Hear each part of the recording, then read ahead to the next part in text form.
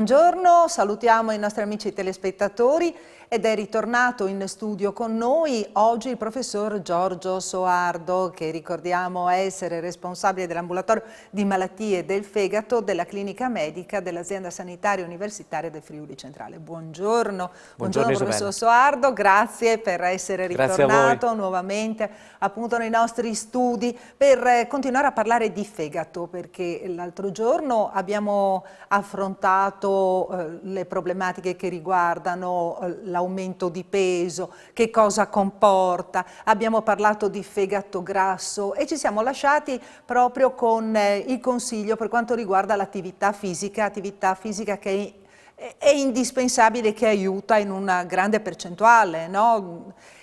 Però dobbiamo abbinare anche una dieta corretta. Allora ci si rivolge tante volte, si va a chiedere cosa devo mangiare per dimagrire, che cosa devo fare. Bisogna seguire dei consigli dettati proprio dall'epatologo. Che cosa suggerisce? Che cosa dobbiamo mangiare? Che cosa non dobbiamo mangiare? Allora, diciamo che dobbiamo partire da un punto molto ben fermo. Io credo che i miei pazienti lo sanno, sto facendo una battaglia ormai da tanti anni, che il concetto... E comunque si vede, mi scusi, è l'esempio vivente, gliel'ho sempre detto. Devo dare un ottimo esempio ai miei pazienti. E lei lo sta dando. E ai cittadini. Allora, il concetto fondamentale, diciamo tra virgolette, non è quello che si mangia, ma quanto si mangia. Dobbiamo ribaltare un po' questo tipo di attività. Noi abbiamo detto nella puntata precedente che noi accumuliamo grasso quando noi mangiamo di più, ingeriamo troppe calorie rispetto a quelle che noi riusciamo a, diciamo, a dissipare con l'attività fisica, con il lavoro e così via. Quindi il concetto numero uno è stare molto attenti alla quantità di calorie, cioè ogni persona deve assumere una quantità di calorie adeguate al suo dispendio. Okay? Se una persona ha necessità per un dispendio energetico di 1200 calorie, deve mangiare 1200 calorie. Questo è il concetto fondamentale. Sì, ma come si fa a stabilire quante calorie deve mangiare uno nel corso della giornata? Perché bisogna pensare altezza, no? Esatto. A tanti aspetti, attività fisica, cioè attività lavorativa. Allora, intanto dobbiamo dire una cosa molto importante, dobbiamo anche cercare di essere molto semplici. Okay? Noi diciamo che finora abbiamo parlato di un peso fondamentale, che è quello legato un attimino all'altezza, no? Più o meno una persona alta 1,72 m dovrebbe pesare, secondo i vecchi canoni, intorno ai 65-67 kg di peso corporeo, sarebbe il suo peso corporeo ottimale. Si è visto però nel tempo che questo non è proprio così, ma si è visto anche che se una persona alta 1,72 m pesa 72-73 fino ad arrivare anche a 74-75 kg, questo non è il suo peso proprio, è un peso di sicurezza che nonostante tutto non ti permette di avere delle problematiche di carattere metabolico. Quindi cosa significa? Che uno l'altezza la conosce molto bene e lì c'ha un parametro molto semplice che può dire, se voglio essere preciso, 1,70 m devo pesare 65 kg, 1,80 m devo pesare 75 kg, 1,90 m devo pesare 85 kg, lì sarei perfetto. Però se sono alto 1,70 m e ne peso 72-73, non importa, questo è un peso di sicurezza che ti mantiene il metabolismo normale. E come si fa a sapere? L'altezza la conosciamo tutti. 2, noi sappiamo cosa pesa la bilancia del nostro corpo e da lì ci vediamo e sappiamo quello che mangiamo quotidianamente. Questo deve essere un concetto molto pratico. Se il mio peso tende a salire rispetto a quel parametro che ho dato io, vuol dire che mangiamo qualcosa di più.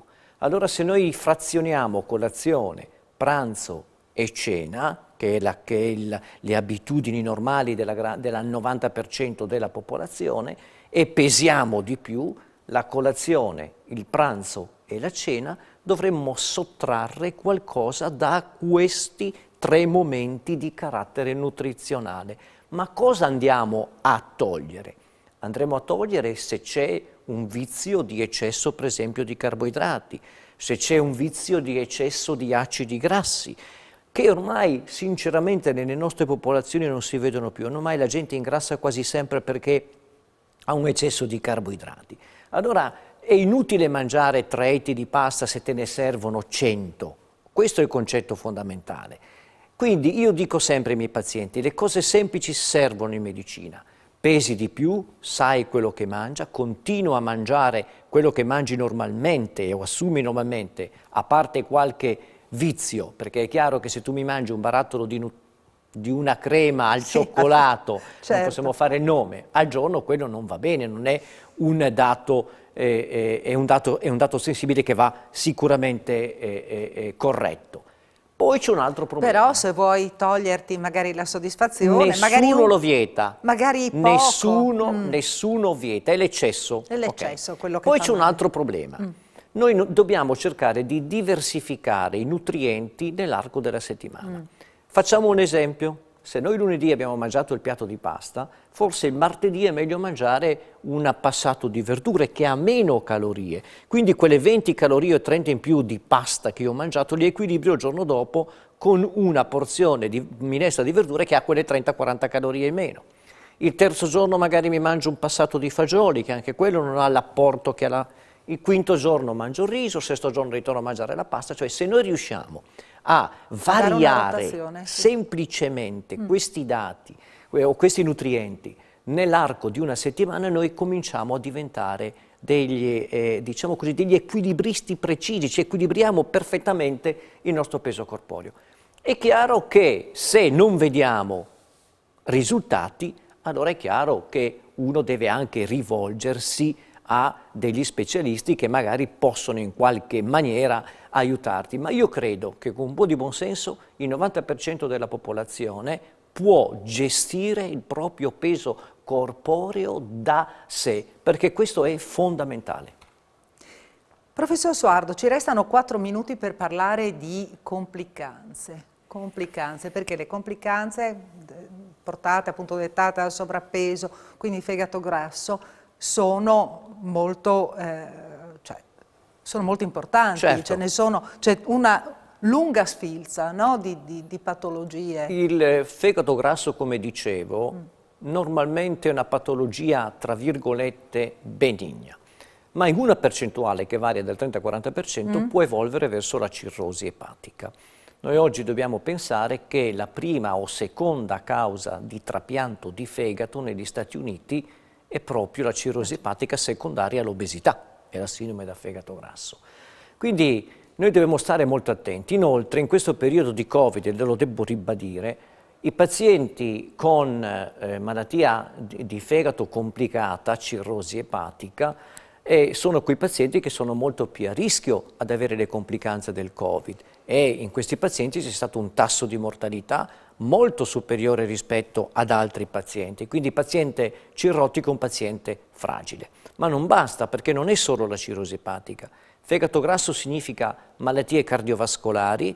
La gran parte di questi pazienti può nel tempo avere una malattia cardiovascolare, peggioramento del diabete, l'insufficienza renale e infine anche altre patologie un po' diciamo così di nicchia, come l'apparato nervoso centrale, che possono essere conseguenti a questo tipo di problema. Quindi noi qui dobbiamo investire in maniera importante l'educazione a controllare il peso corporeo ed incrementare l'attività fisica, che per ora sono i 2 fattori fondamentali. E per chi non lo può fare abbiamo tutta una serie di novità che riguardano i nuovi farmaci, e noi abbiamo a disposizione tanti farmaci. Molti di questi sono farmaci che noi impieghiamo per il diabete di tipo 2, ma che si è visto essere efficacissimi nel ridurre la sindrome da fegato grasso, la fibrosi conseguente al fegato grasso e l'evoluzione di una malattia semplice verso la cirrosi epatica. Quindi oggi abbiamo le armi.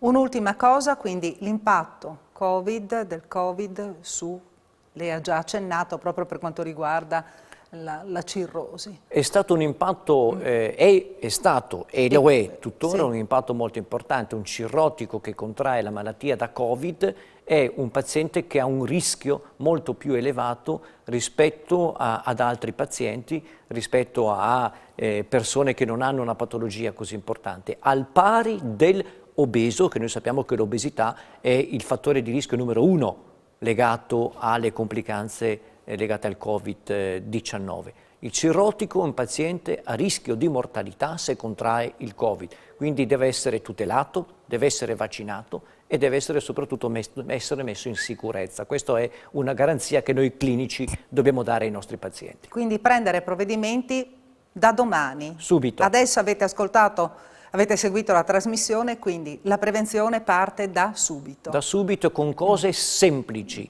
La bilancia ce l'abbiamo tutti, il peso corporeo lo conosciamo qual è, noi possiamo agire anche da soli cercando di fare delle modifiche, chiaramente non bastano, non riusciamo, allora ci sono i nutrizionisti, ci sono tutta una serie di figure professionali molto qualificate che possono aiutare il paziente, ma io credo che l'80%, 90% dei pazienti può gestire questo problema da solo. Grazie al professor Giorgio Soardo, grazie ai nostri amici telespettatori per averci seguito. A tutti appuntamento alla prossima settimana, sempre con la rubrica Salute e Benessere. Arrivederci. Grazie.